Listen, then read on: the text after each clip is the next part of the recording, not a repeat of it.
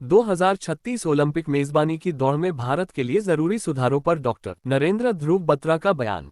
भारत की ओर से 2036 ओलंपिक खेलों की मेजबानी की दावेदारी को लेकर डॉक्टर नरेंद्र ध्रुव बत्रा ने कुछ अहम मुद्दों पर चिंता जताई है और सुधार की अपील की है।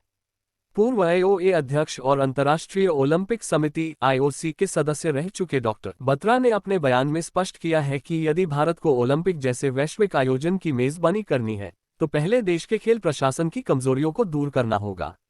1. आईओए में आपसी मतभेद और असहमति।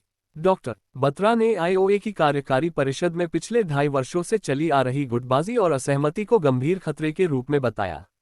उनका कहना है कि यदि कोई देश अपने राष्ट्रीय ओलंपिक संघ को एकजुट नहीं रख सकता तो अंतर्राष्ट्रीय स्तर पर उसे ओलंपिक खेलों की मेजबानी के योग्य नहीं समझा जाएगा। 2. राष्ट्रीय खेल महासंघों का अव्यवस्थित संचालन। उन्होंने ये भी रेखांकित किया कि कई राष्ट्रीय खेल महासंघ (एनएसएफएस) अभी भी कोर्ट द्वारा नियुक्त प्रशासकों या अस्थायी समितियों द्वारा चलाए जा रहे हैं। यह न केवल खेल प्रशासन की स्वायत्ता को कमजोर करता है बल्कि आईओसी की नज़र में भी इसे गंभीरता से लिया जाता है। 3. राज्य सरकारों का हस्तक्षेप। डॉक्टर बत्रा ने यह भी कहा कि कुछ राज्य सरकारें राज्य ओलंपिक संघों के कामकाज, खासतौर पर टीम चयन आदि मामलों में हस्तक्षेप कर रही हैं, जो ओलंपिक चार्टर के अनुरूप नहीं है। ऐसी राजनीतिक दखलंदाजी को आईओसी अनुचित मानता है। 4. डोपिंग की समस्या। हालांकि उन्होंने माना कि भारत में डोपिंग एक गंभीर समस्या है, लेकिन उन्होंने ये भी कहा कि यदि देश पारदर्शी और सख्त एंटी डोपिंग नीतियों को अपनाता है तो यह मुद्दा कोई बड़ी बाधा नहीं बनेगा। 5. केंद्र सरकार का सक्रिय समर्थन।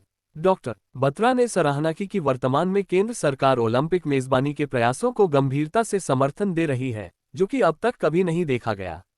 उन्होंने कहा कि यही समय है जब आईओए, एनएसएफएस और सभी संबंधित संस्थानों को एकजुट होकर प्रशासनिक और कानूनी उलझनों को सुलझाना चाहिए।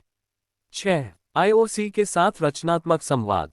उन्होंने आशा जताई कि भारत की ओर से लॉन्च गई प्रतिनिधिमंडल की आईओसी के साथ चर्चा सकारात्मक और रचनात्मक रही होगी।